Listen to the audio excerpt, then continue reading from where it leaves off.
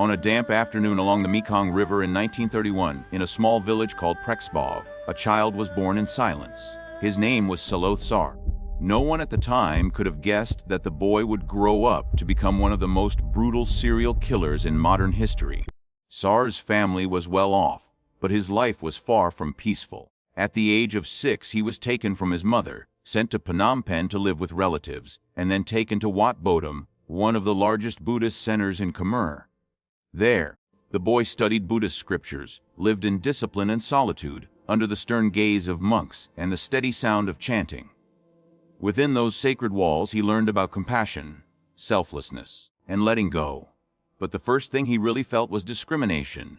Saloth Sar was not a monk, nor was he a son of royalty. He was an outsider, excluded from important ceremonies, with no say.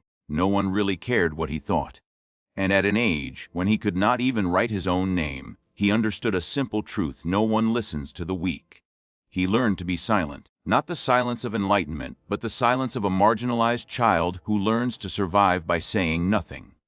In the shadow of the Buddha, a repressed mind began to form. Unbeknownst to him, a storm was brewing behind those deep black eyes. As an adult, Sar attended the École Maiche, a school that educated Cambodia's elite under French protection. But here, contempt became a familiar companion. His Khmer friends criticized him as a country bumpkin. His French teachers laughed at his country accent. He did not react. He did not complain. But he remembered every look, every word. No one thought that the quiet child could remember for so long. He was not an excellent student, not good at math, not outstanding in literature. But he had a terrifying kind of memory, social memory. He remembered who had laughed at him, who had stood above him, who had stepped on him, and later, each of them would feel the complete reversal of the balance of power. In 1949, Sar was awarded a scholarship to France. It was a time when many Indo-Chinese intellectuals went to Paris to access Western knowledge, philosophy, art, and politics. But instead of integrating, Sar was lost. He failed in his studies, failing many exams. However, it was in that failure that he found something that he would hold on to for the rest of his life: Marxism. But unlike other students who analyzed Marx as a philosophical ideology, Sar approached it as a manual of power. He was not attracted by justice, but by the destruction of the old social structure. And when he read Stalin, Mao, he found a role model for himself. Stalin had purged millions of people to protect his ideals. Mao had plunged the whole country into the Cultural Revolution, destroying schools, burying intellectuals alive. And all were successful, at least in the eyes of those who dreamed of a new paradise. Sar was not as good at reasoning as Lenin, nor as good at organizing as Trotsky. But he was good at one thing: instilling fear. In the secret meetings of communist students, he never finished his thoughts. He always left a gap in his words. And it was that gap, that ambiguity, that made others speculate, worry, and adjust. He did not need to shout. He only needed to be silent enough for others to whisper in fear. That was the single most powerful skill he brought back to Cambodia in 1953. Returning to his homeland, Sar did not join the government, did not run for office, did not write for newspapers. He retreated into the deep forest, joined the anti-government forces, and gradually built the Khmer Rouge nucleus. It was in the darkness of the jungle, among the ragged huts, that he began to sow the seeds of an extreme agricultural paradise. His ideals were simple, but cruel. Only farmers were needed. Intellectuals were superfluous. Money was what polluted people. Family was a feudal remnant. Religion was opium. Everything had to be wiped out. Pol Pot had not yet been born. But in the jungle, the alias was gradually adopted. Pol Pot, supposedly short for politique potentielle, potential politics. An impersonal name.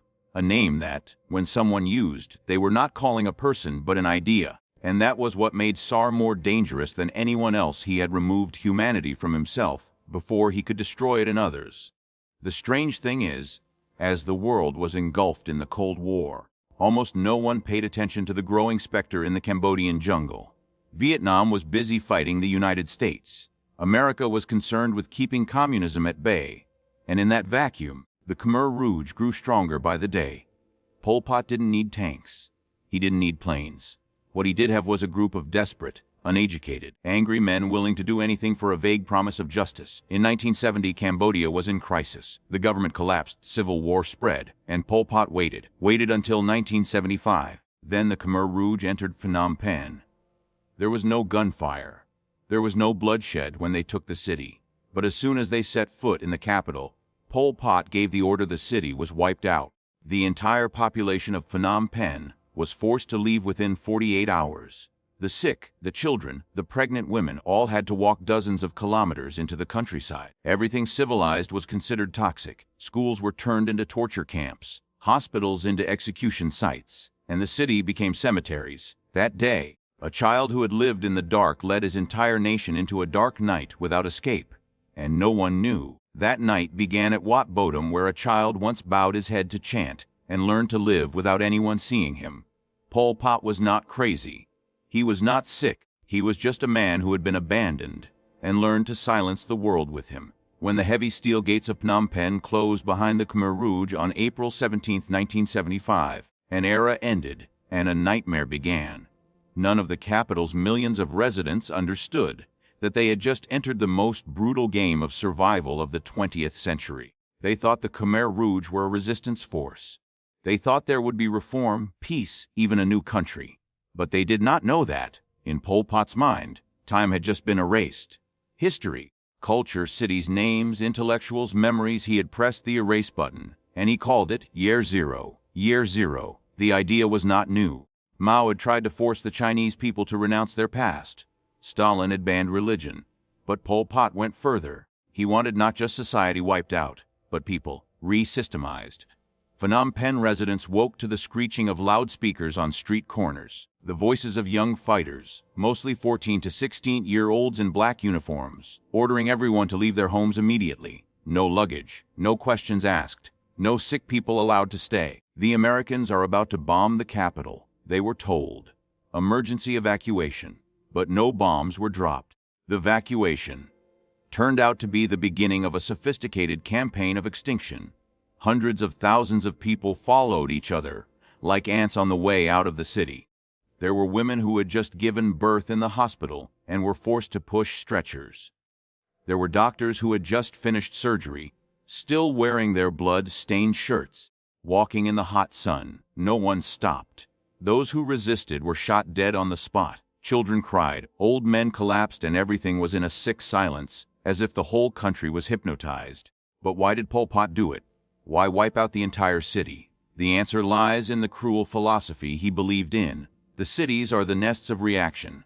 Intellectuals are the source of dependence. To start over, one must return to the countryside, where people live like their ancestors, unpolluted by money, books, and false power. Pol Pot once declared a chilling sentence. A teacher who does not know how to dig the ground must learn. If he cannot learn, he will be exterminated, because no one needs literate people in a society without schools.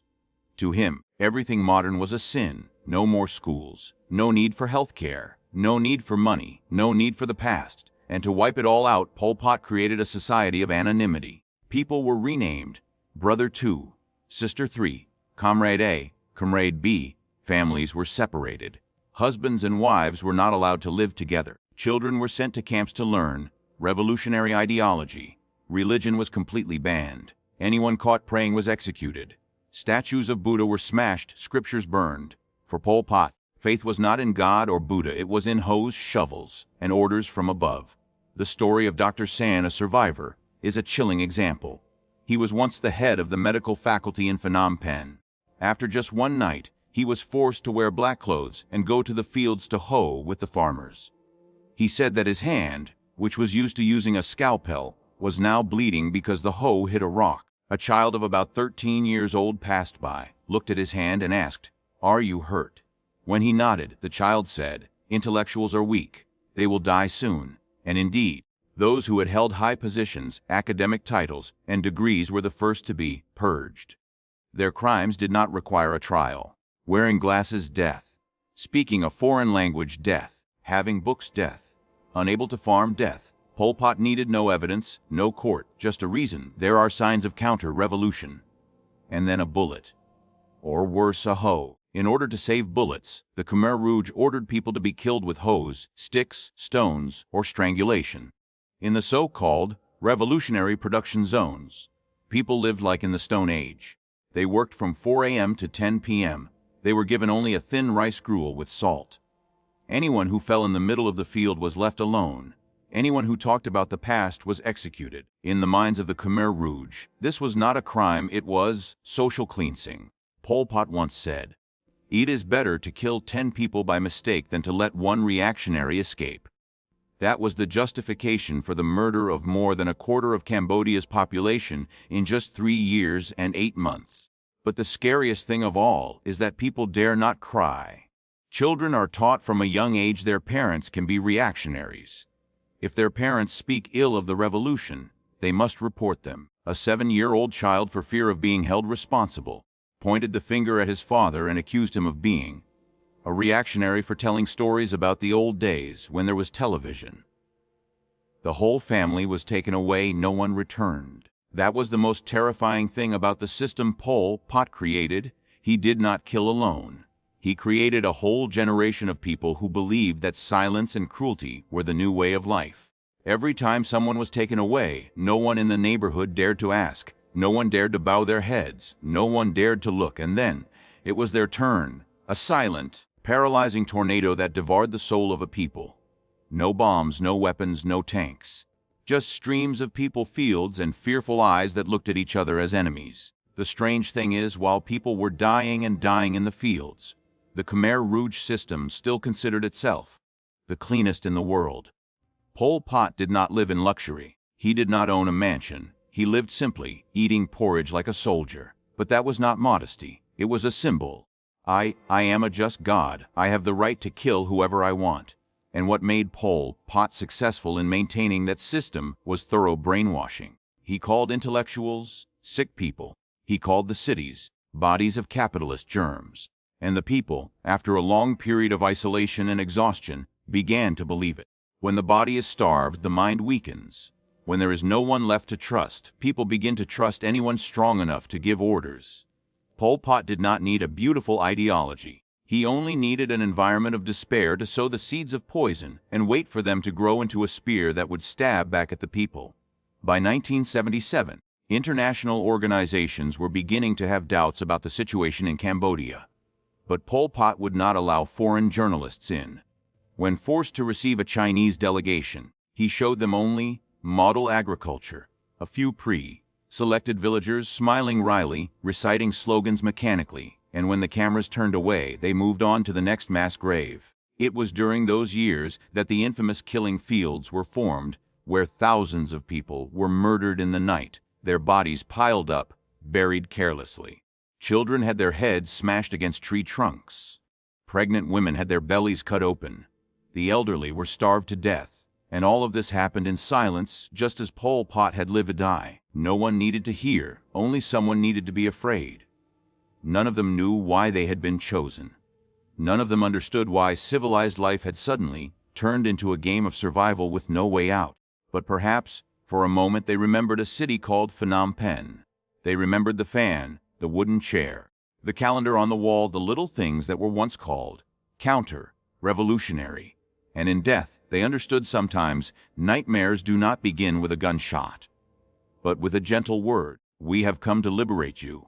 Pol Pot turned Cambodia into a prison without walls, a cemetery without tombstones, a wound that has never healed. When talking about the Khmer Rouge regime under Pol Pot, one of the most terrifying symbols cannot be ignored: Tuol Sleng prison camp, also known by its code name, S-21.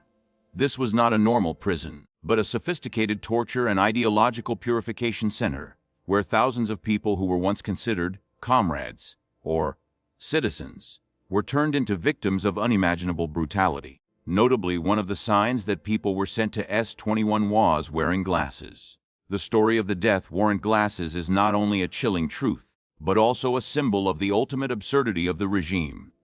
In the minds of Pol Pot and the Khmer Rouge commanders, the person wearing glasses was an intellectual, someone capable of complex thinking, able to question and undermine the simple ideology he sought to impose. Therefore, glasses were a symbol of danger, and the wearer was often accused of being a counter-revolutionary. Tuol Sleng was once a school located in the capital Phnom Penh. But under the hands of Pol Pot, it was transformed into a secret prison with sealed torture chambers, sophisticated devices of violence, where tens of thousands of people were detained and tortured in inhumane conditions. The prisoners came from all walks of life: doctors, teachers, students, soldiers, even suspected Khmer Rouge fighters. They were forced under brutal torture to write long, detailed confessions, to incriminate themselves and their relatives. An absurd confession, often forced to rewrite many times, only to prove their crimes against the revolution. A closer look at the psychology of the torturers at Tuol Sleng reveals something terrifying. Many of them were ordinary, uneducated peasants, even students under the age of 16. They had been turned into executioners by a completely brainwashing education system where faith and obedience were placed above all moral values.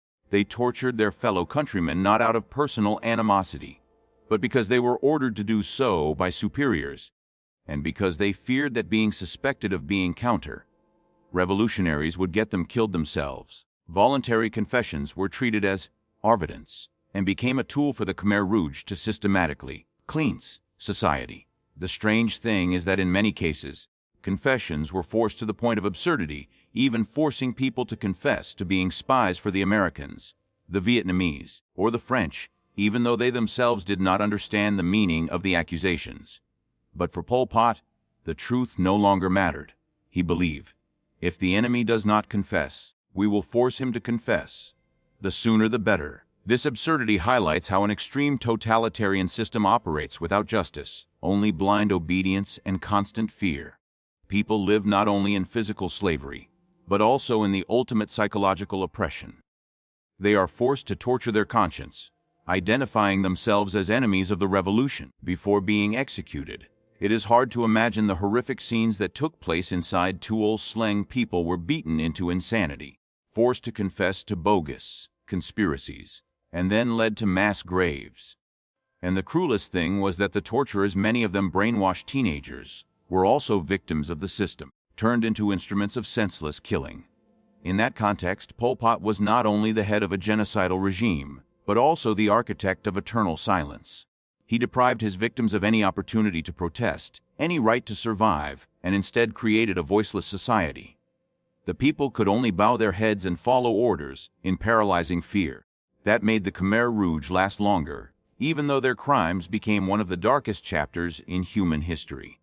The international media had almost no access to the reality inside Cambodia at that time, and what was known was only the tip of the iceberg. The lesson of Tuol Sleng is not just about the crimes of an individual or a group of people. It is a testament to the deadly power of the abuse of power when combined with brainwashing, fear, and social silence. It warns that whenever a society places total power in the hands of an unchecked group, whenever differences and suspicions are turned into excuses for extermination, death comes not just from bullets but from muffled words, from eyes that dare not look straight. And finally, Pol Pot, in the cold chamber of cruelty, was not just a murderer. He was a symbol of a cruel system where a look, even a pair of glasses, could mean the end of life. As Pol Pot and the Khmer Rouge wreaked terror across Cambodia, the outside world seemed to choose to look the other way. This was not due to lack of information or ignorance, but to complex political calculations. The brutal regime was maintained, sustained, and sometimes even aided by major powers in a cold-blooded game that not only wounded a people, but left a lasting mark on world history. After the Khmer Rouge took over Phnom Penh and implemented the Five Zeros policy, millions of Cambodians starved to death, died of disease, or were executed. However, the United States and the United Nations did not recognize the new government and continued to consider the old regime led by Lon Nol as the legitimate representative of Cambodia in international forums. This inadvertently helped the Khmer Rouge maintain its political position and receive international aid, a horrifying paradox in the face of a humanitarian disaster. The United States, despite its withdrawal from Vietnam, remained deeply involved in regional strategies to counter communist influence. They believed that the Khmer Rouge was one of the forces that could counterbalance Vietnam and the Soviet Union in Southeast Asia. Meanwhile, China was the Khmer Rouge's biggest political and military ally, providing weapons and training support. The Soviet Union and other Western countries largely remained silent or spoke only softly, due to the complex interwoven context of the Cold War. As a result, for more than a decade, the Khmer Rouge regime was protected by a veil of political calculation. The images of mass graves and the horror stories from Tuol Sleng only reached the outside world very late, and when they did, the outrage was often overshadowed by geopolitical interests. It is a bitter lesson in how the world can ignore humanitarian catastrophe when the balance of power is placed above human life. Not content with silence, many international organizations, including the United Nations, have been criticized for not taking decisive action to intervene. Information blockades, restricted access to controlled areas, and a policy of non-intervention have allowed famine, disease, and crime to continue unchecked. Promises to protect human rights are just empty words in front of Cambodia's closed doors. The consequences of this complicity and silence are still felt today. Cambodia, though freed from the shadow of the Khmer Rouge, still faces a profound legacy, a torn society, a ruined economy, and a generation with lost memories and loved ones in a tragic historical void. Most of those directly responsible have never been fully brought to justice. Pol Pot died in silence, never facing international justice. On closer examination, the complicity of the great powers is not simply a matter of geopolitical strategy. It also reflects the compromising nature of global power, where human rights and morality are often traded for short-term gains. The lives and deaths of millions of people are then treated as mere pawns on the political chessboard. And it is in that void that the truth about the Cambodian tragedy becomes a powerful warning to the modern world, a reminder of the consequences when the world does not speak out loudly enough in the face of genocide, and when silence becomes complicity. The Khmer Rouge collapsed in 1979, when Vietnamese troops marched into Cambodia and defeated the brutal regime. But their shadow, the shadow of Pol Pot, still looms over the country decades later. The legacy of darkness is not just mass graves and prisons like Tuol Sleng, but a society deeply torn spiritually, culturally, and politically. A generation of Cambodians was robbed of their childhood, their future, and their memories. Survivors suffered the pain of losing their families, losing their faith in humanity, and enduring psychological trauma that never healed. Many children orphaned or separated from their families grew up in poverty and lacked access to education, furthering the cycle of poverty and social unrest. The Cambodian government has faced a monumental challenge for years: how to rebuild the country, restore education, and at the same time bring those responsible to justice. The task is not easy, with some former Khmer Rouge leaders still in the shadows, and internal political turmoil making prosecutions long and difficult. International courts such as the Extraordinary Chambers in the Courts of Cambodia (AECCC) were established to try Khmer Rouge war criminals and genocide perpetrators. Despite historic verdicts, many argue that justice has not been served due to lengthy trials, complicated procedures, and a lack of international consensus. Some high-profile criminals have died in prison or escaped full punishment. But there is an important lesson to be learned from the Khmer Rouge tragedy. The repetition of history depends on human memory. When societies forget the hard lessons, when people forget the pain and ignore human rights, the same shadows will appear again. The Khmer Rouge disaster is the clearest evidence that absolute power combined with extreme ideology can turn people into tools to destroy their own kind. It is also a warning to every generation. It is necessary to always protect freedom, educate and respect human values to prevent similar nightmares. Today, Cambodia is still recovering step by step, but the wounds in the hearts of the people have not yet fully healed. Every year, memorials and museums remind the world of a dark period, so that no one forgets that, in the darkness of history, there are people who lost their lives because of humanity's silence. This script not only tells the story of a painful period in history, but also raises questions for modern audiences. What can we do to prevent the world from repeating those mistakes? When does silence become complicity? And when faced with evil, is there enough courage to speak up, to act? Because if no one speaks up, history will repeat itself and darkness will spread again.